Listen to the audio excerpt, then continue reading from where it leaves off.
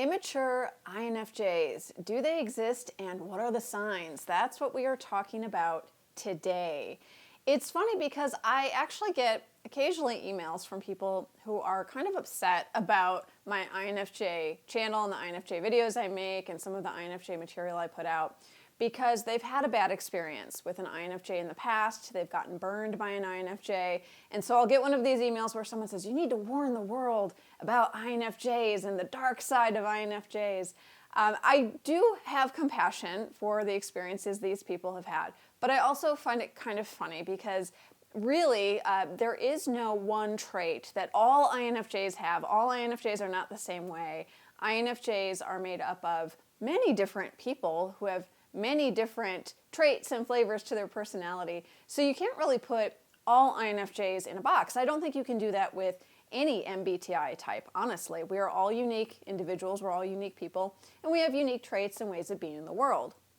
Now, that said, I will say that there are certain signs of an immature INFJ that you can spot and that once you see them, become very clear. I also wanted to do this video because I feel like there's so much content out there about how mature INFJs always are. One might get the impression that INFJs are the most thoughtful, the most compassionate type, the most self-aware, the most emotionally mature. Sometimes that's true, depending on the individual. You'll run across someone who's extremely emotionally mature. They're really aware of their own thoughts and feelings and how their actions impact other people. But just like with any other group of people, you have some emotionally immature people in there as well.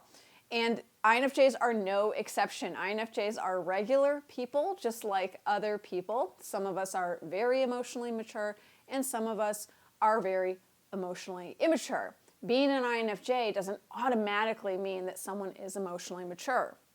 So let's go over the signs of emotionally immature INFJs, which I believe are specific to this type.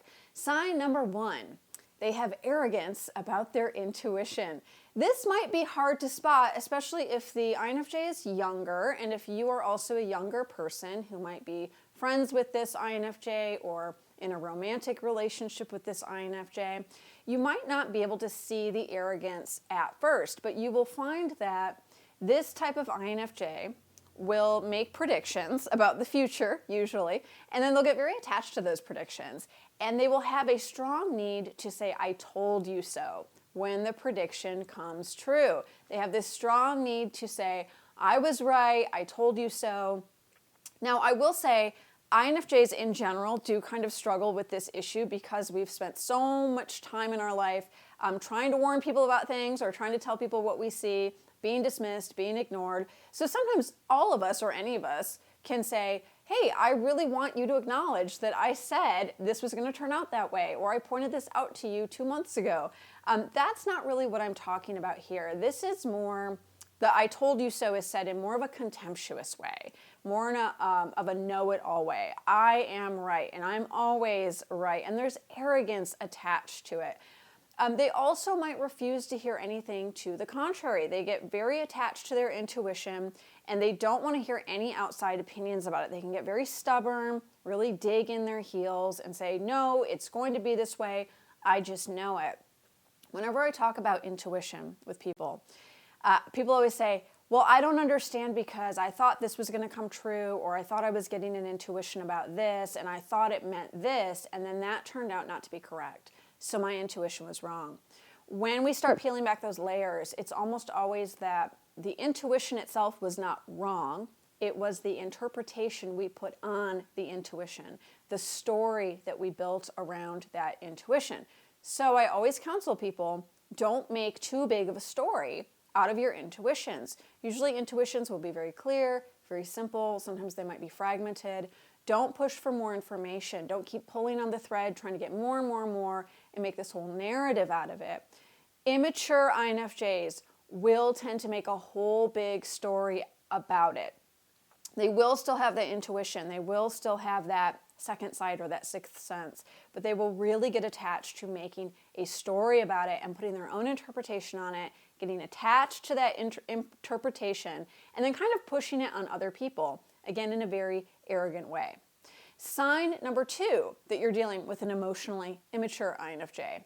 They will be very self-absorbed with no balance about it. The key words here are with no balance about it. I really want to make it clear that INFJs, and I am an INFJ and I love my fellow INFJs, but we are a self-absorbed type. We're introspective.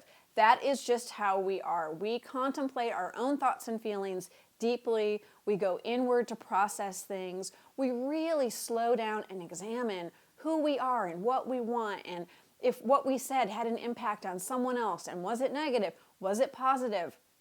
That's all part of our nature. And in fact, I think that really adds to our empathy, or our natural empathy and our natural compassion. So being self-absorbed actually isn't a bad thing. And being self-absorbed for an INFJ is a pretty natural thing. And it can really contribute to our own personal growth. It can actually contribute to our level of maturity. However, with an emotionally immature INFJ, you will see absolutely no balance about it. So it's just self-absorption, and to the exclusion of taking into account anyone else's thoughts or feelings. There'll be a very extreme level of self-absorption. So it will be talking about themselves constantly. It will be needing a lot of attention from others, again, constantly. And it might be done in a subtle way. It might not come across in a big extroverted way, like look at me, but again, in that subtle, nuanced way, but it will still be present where you feel like this INFJ has a constant need to be the center of attention, has a constant need to be venting about their problems, complaining a lot. It's all about them. They don't seem to take into account how they're making other people feel. So sort of that natural ability to see other perspectives is shut off because they're so absorbed with themselves and their own problems. Sign number 3 of an emotionally immature INFJ. They are intolerant of different temperaments and or viewpoints. You will see this in very black and white thinking. I've worked with INFJs before who have actually told me all sensors are bad. I don't get along with any sensors, or, well, we live in a sensor-dominated world and the sensors are just awful, right? Really big generalizations about a really big part of the population. It might not be the sensors, it might not be MBTI based, it might be another group of people, but they will tend to say this entire group of people is toxic. They are very quick to label people according to their outside appearance or what they think of them or their tribal identity in society, and they are very quick to say this entire group of people thinks this way, this entire group of people acts this way. If someone's a member of this group, then they automatically have these traits. So you can see there's generalized thinking, there's very black and white thinking, there's no slowing down to say, well, let's take unique differences into account, or maybe I should get to know somebody who is in that group of people and judge for myself. There's no taking people on a case-by-case basis. Now, all human beings do this to a certain extent. This is a very natural human thing to do. We do it to reduce cognitive load, which means we do it because it's a shortcut to thinking. It saves us energy. It's exhausting sometimes to take people on a case-by-case basis. It's a lot of work. You have to slow down, you have to pay attention to the person right in front of you. Every single person that you meet, you're kind of starting fresh. And so, if we don't know that many people, we can do this, but if you live in a big city or you work in a big corporation or you're coming into contact with a lot of people, or if you are a highly sensitive introvert and you're getting overwhelmed and you're not yet mature enough to know your own needs, so you're getting overwhelmed frequently, there can really be this tendency to lump a bunch of people in together and say, well, they're all like that. That whole group of people is just like that, and I already know. And again, we see that stubbornness come in. We see that digging in the heels. I won't see an opposite viewpoint. I won't tolerate any kind of difference. I've made up my mind. That's it. It's this closed-mindedness. And these kinds of emotionally immature INFJs, they will shut down very quickly if you try to introduce a differing viewpoint or say, hey, wait a minute, is that entirely fair? Are all sensors bad? I knew one that was actually great. They'll really shut down very quickly and they won't listen. They will almost like stop up their ears. Sign number 4 of an emotionally immature INFJ. And this is the one that's probably the most triggering for people. They are manipulative. Emotionally immature INFJs are manipulative. Now, sometimes this comes as a trauma response, honestly. Sometimes the person, they don't have the tools to act any other way. They don't know that they can act any other way. They don't have the resources. They don't have the support. So I'm not pointing fingers here and saying, well, if you're manipulative, you're obviously a bad person. But this is a sign of an emotionally immature person. And INFJs, I will say, do have a tendency to connect to manipulation as a strategy to get by when they are struggling, when they are emotionally immature, because we have such high intuition. We are able to chameleon. We're able to really present a very likable front when we need to. We can really pass in society quite well. We're very good at masking.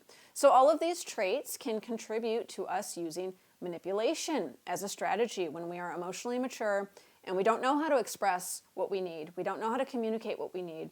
And we can't trust that other people might meet us there. Other people might actually help us out or support us. So we might use this strategy of manipulation. This is a use of the chameleon ability with no balance. And again, this is just like the self-absorption trait. I do think INFJs naturally are chameleons. I don't necessarily think the chameleon trait is bad. I think the chameleon trait can arise as a trauma response. I think it also can arise as a way to connect with people and a way to meet people where they are. So I don't think that it's always an entirely bad thing, but it needs to be used consciously. And emotionally immature INFJs are often not using it consciously. They're using it in the service of manipulation because they don't know any other way to be. They might also act as a support to others and move into that counselor role just to get what they want, just to feel like they're important or like the other person needs to give them something.